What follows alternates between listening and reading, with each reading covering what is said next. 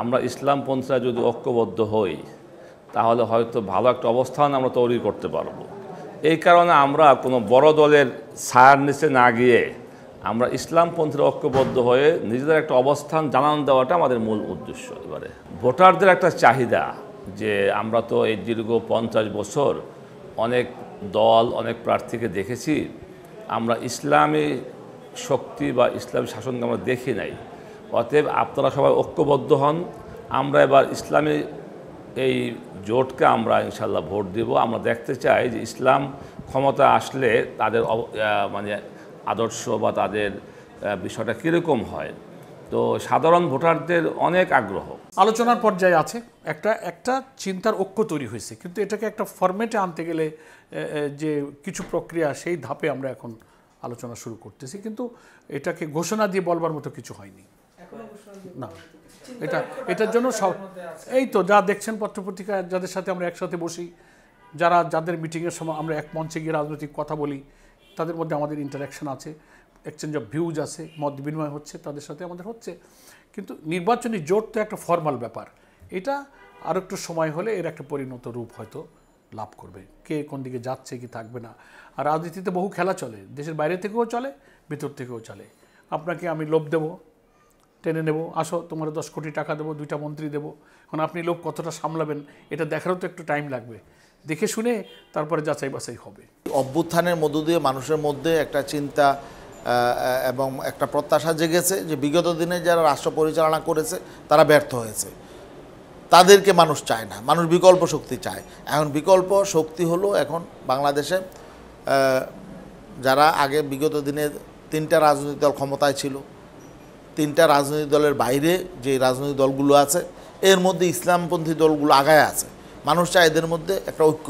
তারা ইসলামপন্থী দলগুলো যদি ঐক্যবদ্ধ হয় তাহলে মানুষের প্রত্যাশা হয়তো পূরণ করা যাবে, এমন মানুষের একটা ভাবনা। এই চিন্তা থেকেই আমরা আসলে ইসলামপন্থীদের একটা বাক্স দেওয়ার চিন্তা আমরা করছি। আমরা চাচ্ছি সব ইসলামী দল এসবে থাকুক, এবং ইসলামী দল ছাড়াও যে সমস্ত গোষ্ঠী আছে ইসলামের নামে কাজ করছে, নন পলিটিক্যাল গোষ্ঠী, সামাজিক গোষ্ঠী, তারা মস্তক যাদেরকে আমরা বলে থাকি, বিভিন্ন আমার দেশে দীর্ঘদিন ধরেই বিভিন্ন গোষ্ঠী এখানে কাজ করছে, মস্তক নিয়ে কাজ হচ্ছে, পীর মুরিদি আছে, খানকা আছে, খানকা বেশ কিছু সাপোর্টার বলয় আছে, সব জায়গায় বাংলাদেশে আছে কম বেশি। আমরা চাচ্ছি যে সব মস্তকগুলো এক হোক নির্বাচনের প্রশ্নে, সব ব্যাপারে একমাত্র সুযোগও নাই, ওর বাস্তবতাও নাই।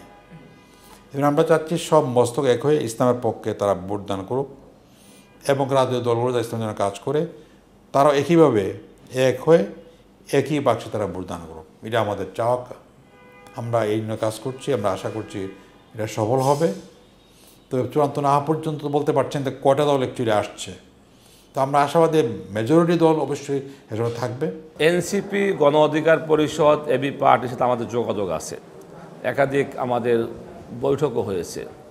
তারা যদি আমাদের সাথে অ্যালায়েন্স করতে চায় তাদেরকেও আমরা নিব।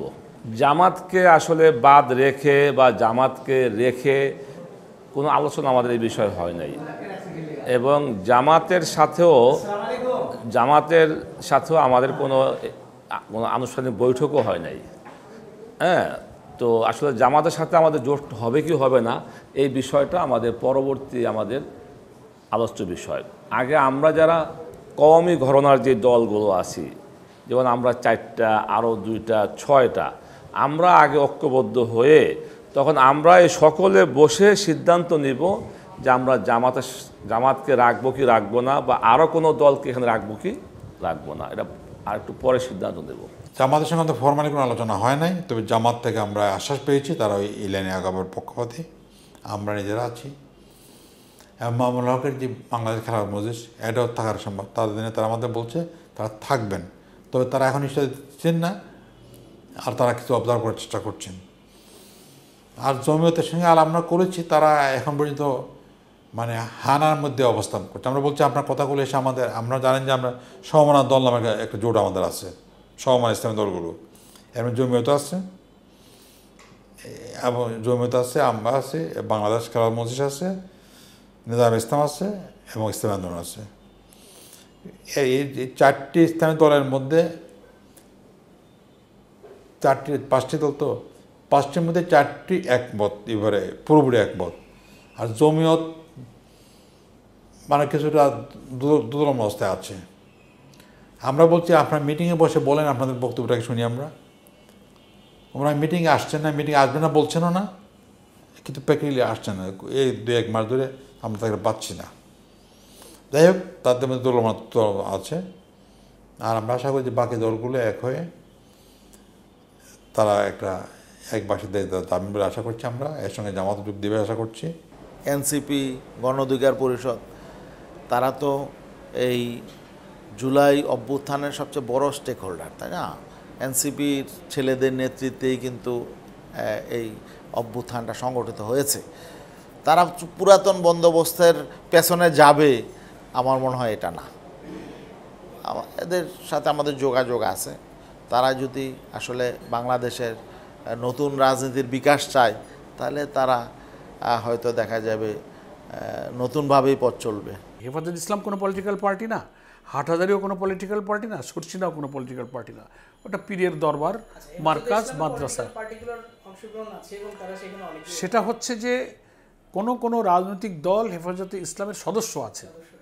এই জন্য আমরা ব্যাখ্যায় বলি হেফাজত ইসলামের 2টা শ্রেণী আছে, একটা হচ্ছে পলিটিক্যাল হেফাজত, একটা নন পলিটিক্যাল হেফাজত। আচ্ছা, এই যে বিএনপি এখন এইদিকে মুভ করছে, আমরা ধরে নিচ্ছি করতে পারে তো, দে হ্যাভ দ্য রাইট। আমার প্রশ্নটা একটু করতে ও বুঝে ফেলছি। এখন এই জোট গঠনে তাদের এই প্রক্রিয়াটা আপনাদের এই জোট গঠনের প্রক্রিয়ার বাধা হিসেবে দেখছেন কিনা? কোনো বাধা দেখি না, আমরা আমাদের স্টেট ওয়েতে চলবো, কারণ বাধার তো কোনো কারণ নাই। যার যার ইচ্ছা মতে মিলবে তারা আসবে, যে আসবে না আসবে না, এটা তো ধারা দুনিয়ার প্রিভিয়াস পলিটিক্স। এটাই প্রচেষ্টা হয়তো শুরু হয়, যাদের নিয়ে শুরু হয় তারা হয়তো 2জন থাকেন, আবার একজনের সাথে যোগ হয়, আবার বিয়োগ হয়, এটা হতেই পারে। এবং বিএনপি কেন, সব দলেরই অধিকার আছে রাজনীতিতে জোট করার, অ্যালায়েন্স করার, সমঝোতা করার। আমরা এটাকে তো ভালোভাবে দেখি। গণতন্ত্রের এই চর্চা, এটাকে আমরা বিউটি অফ ডেমোক্রেসি বলি। গণতন্ত্রের সৌন্দর্য এটা, যে আমি দলের সাথে কথা বলবো, জোটের সাথে কথা বলবো, এটাকে আমরা কোনো খারাপভাবে দেখি না। এটা একটা রাজনীতির যে আভ্যন্তরীণ পরিবেশটা এতে শক্তিশালী হয়। একটা গোষ্ঠী চায়, একটা শ্রেণী চায় রাজনীতিবিদদের মধ্যে পুরাণ বন্দোবস্ত, যেভাবে পুরাতন যেভাবে আছে, পুরাতন সংবিধান, পুরাতন সিস্টেম, সেভাবেই সামনে সব কিছু হোক। আর আরেকটা শ্রেণী চাচ্ছে যে না, পুরাতন বন্দোবস্ত ব্যর্থ হয়েছে, নতুনভাবে সব কিছু লাগবে, তাই না? নতুন নির্বাচন পদ্ধতি, নতুন সংবিধান এবং নতুন রাষ্ট্র কাঠামো, হ্যাঁ, এবং নতুন কালচার। জুলাই অভ্যুত্থানের চেতনাটাই আমরা মনে করছি এটা, যে নতুন বাংলাদেশ হবে, সেখানে পুরাতন জিজ্ঞাসার রাজনীতি, প্রতিহিংসার রাজনীতি, দুর্নীতি, দুর্বৃত্তায়নের রাজনীতি এটা থাকবে না। একটা পক্ষ এটার পক্ষে, এটা চায়, আরেকটা পক্ষ চায় না পুরাতন বন্দোবস্ত টিকে থাক, তাদের যে মনোপলি রাজনীতি এটাই টিকে থাক। এরা রাজনীতিতে নতুনত্ব চায় না। নতুন রাজনীতি দলগুলোর মধ্যে কোনো নতুন কেউ এগিয়ে আসুক বা রাজনীতিতে নতুন বিকাশ হোক, এটা তারা চায় না।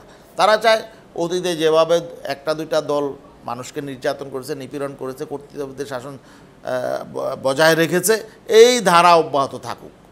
আমরা এটা চাই না। আমরা মনে করছি এই পরিবর্তনের এখনই সুযোগ, আবার 50 বছর 100 বছরে হয়তো এই সুযোগটা নাও আসতে পারে। এই জন্যে আমাদের কথা হলো যে এখন যাতে এই সুযোগটা জনগণ, এই সুফল, এই সুযোগের সুফল যাতে জনগণ পায়, এই জন্য আমরা সর্বাত্মক চেষ্টা করব। আমরা আমাদের চেষ্টা চালায় যাব, আশা করি জনগণ আমাদের সাথে থাকবে। আসলে এটা জোট বলা যায় না, এটা একটা নির্বাচনী সমঝোতা। হ্যাঁ, এখানে আসলে আকীদা বা আদর্শর যে বিষয়টা, সেটা এখানে মুখ্য বিষয় না। এখানে হলো যে মানুষ যাদেরকে ইসলাম মনে করে, বাংলাদেশে আপনার অনেক ইসলামপন্থীদের মধ্যে অনেক আছে, মানে মতপার্থক্য আছে। হ্যাঁ, তো আমরা মনে করি এই মতপার্থক্যটা, এটা যারা জ্ঞানী বা যারা বিচক্ষণ তারা বোঝে, কিন্তু সাধারণ মানুষ কিন্তু এটা বোঝে না যে এদের মধ্যে কি মতপার্থক্য রয়েছে। সাধারণ মানুষ ওই তাদেরকেও ইসলাম মনে করে, আমাদেরকেও ইসলাম মনে করে।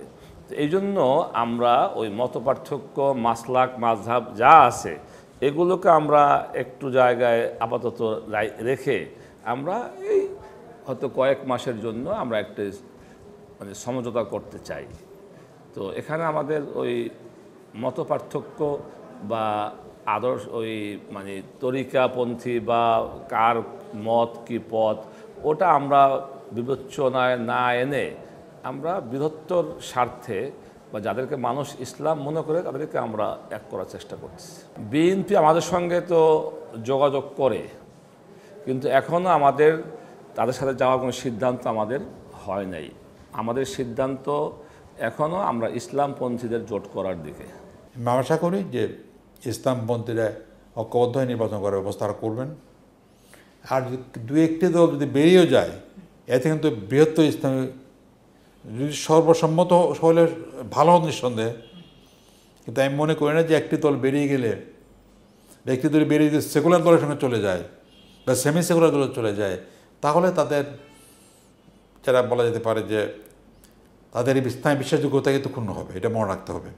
মাঠের বিচরণ করলে ইসলামী তাদের বক্তব্য রেখে আসতে দীর্ঘদিন পর্যন্ত এটা কিন্তু ক্ষুণ্ণ হবে নিঃসন্দেহে। তাদেরকে আহ্বান জানাবো, আপনারা সবাই মিলে আসুন, ইসলামের দিকে আমরা আসুন, আমরা সবাই মিলে একটা নির্বাচনের ব্যবস্থা করি, তাহলে দেশ জাতির উপকার হবে, কল্যাণ হবে, ইসলামেরও লাভ হবে। এতে বিএনপি একটা রাজনৈতিক দল, তাদের দীর্ঘ অভিজ্ঞতা আছে, তারা বুঝতে পারছে যে আসলে সামনে তাদের জন্য একটা কঠিন পরিস্থিতি হবে, কারণ এরা দীর্ঘদিন পর্যন্ত ইসলামপন্থীদের ভোটটাকে তারা খুব সহজেই তারা ব্যবহার করেছে। তো সামনে দেখছে এটা সহজে ব্যবহার করা যাবে না, এবং তাদের আসলে মানে চিন্তার সাথে তাদের এই তৎপরতাটা কিন্তু মিল নাই কোনো। কারণ তারা বলছে দক্ষিণপন্থীদের উত্থান হচ্ছে, তাই না? আবার তাদের সর্বোচ্চ জায়গা থেকে বলা হচ্ছে সাম্প্রদায়িক শক্তি এবং মৌলবাদীদের কি করা যাবে না, উত্থানকে সহ্য করা হবে না, তাই না? মৌলবাদীরা যাতে প্রতিষ্ঠা হতে না পারে, এই জাতীয় কথাবার্তা তারা বলছে। তো তারপরে আবার মৌলবাদী তারা কাদেরকে বলছে? আমরা তো বোকা না বাংলাদেশের মানুষ, মৌলবাদী বলতে তারা ইসলামী শক্তিকেই বলছে। তো তারা আবার সেই মৌলবাদীদের পিছনেই আবার তারা তৎপরতা চালাচ্ছে, তাদেরকে ম্যানেজ করার জন্য বিভিন্নভাবে তারা ভূমিকা রাখছে। তো তাদের কথায় কাজে কিন্তু আসলে আমরা দ্বিমুখী আচরণ দেখছি। তো এগুলো মানুষ দেখতে পাচ্ছে, যারা সচেতন দেখতে পাচ্ছে, বুঝতে পারছে যে এরা আসলে কেন এই সমস্ত তৎপরতা চালাচ্ছে। তো মানুষ এদেরকে চিনে, এদেরকে 3বার 4বার মানুষ ক্ষমতা দিয়েছে, নতুন করে এদের ব্যাপারে কিছু বলার প্রয়োজন নেই। মানুষ এদেরকে চিনে জানে। এরা হয়তো কিছু মানুষকে, কিছু নেতাদেরকে হয়তো কিনতে পারবে, কিন্তু তারা জনমানুষের আস্থা অর্জন করতে পারবে না, এবং ইসলামপন্থী মানুষকে তারা বিভ্রান্ত করতে পারবে না। 2-4 জন নেতৃস্থানীয় লোককে কিনে নিলেই মানে পুরা জনগোষ্ঠীর উপর তারা প্রভাব ফেলতে পারবে, এটা হবে না। ফখরুল সাহেব বলে বেড়াচ্ছেন যে দক্ষিণপন্থীর উত্থানে তারা আশঙ্কিত, উদ্বিগ্ন। কোথাও বলছে তারা মৌলবাদের প্রচণ্ড বিরোধী, তারা বলছে, কোথাও বলছে তারা শরিয়া আইন চান, আবার এক নেতা বলছে আমরা শরিয়া আইনের পক্ষে থাকবো। এই যে বিষয়গুলো তার মধ্যে কিন্তু চিন্তার ক্ষেত্রে তারা সমন্বিত তারা না। যার যে ব্যাকগ্রাউন্ড, ফখরুল সাহেব যেহেতু ছাত্র ইউনিয়ন করতে এক সময়, কারণ তার ব্যাকগ্রাউন্ড হচ্ছে সমতার ব্যাকগ্রাউন্ড, তিনি এই কথা বলার সময় এগুলো সামনে কথা বলার চেষ্টা করেন। আবার সালাউদ্দিন সাহেব তো এই ভিন্ন ব্যাকগ্রাউন্ডের, তিনি হয়তো আরেকভাবে কথা বলার চেষ্টা করেন। এই জন্য আমি মনে করি তাদেরও সমন্বিত কোনো প্রয়াস আমরা লক্ষ্য করছি না। এটা আমাদের বিরুদ্ধে পক্ষে আমি বলবো না, আমি বলছি যেহেতু বিএনপি অন্যতম বড় দল বাংলাদেশে, এজন্যই তারা চেষ্টা করতেই পারে, এবং তারা আলেমুল যোগাযোগ করার চেষ্টা করছে, এটা আমরা দেখতে পাচ্ছি, চেষ্টা করছে। সেটা তাদের ভোট বাড়াবার তারা চেষ্টা করতে পারে, যেভাবে আমরা চেষ্টা করছি ইসলামপন্থীর ভোট বাড়ার জন্য, এটা তারা চেষ্টা করতে পারে, এটা কোনো অমূলক কিছু ব্যাপার না। এই জন্য আমি মনে করি এটা একটা তাদের নির্বাচনী কৌশলের অংশ হিসাবে দেখবো আমরা, এর বাইরে আমরা দেখতে চাই না। হ্যাঁ, এটা জনগণের প্রত্যাশা, জনগণ এই বৃত্তে থাকতে চাচ্ছে না। এখন মনোপলি রাজনীতি চলেছে এতদিন পর্যন্ত, তাই না? এবং আমরা আশাবাদী এবার জনগণের প্রত্যাশা পূরণের জন্যে আমরা যেই একটা উদ্যোগ গ্রহণ করেছি, এটা সফল হবে ইনশাল্লাহ।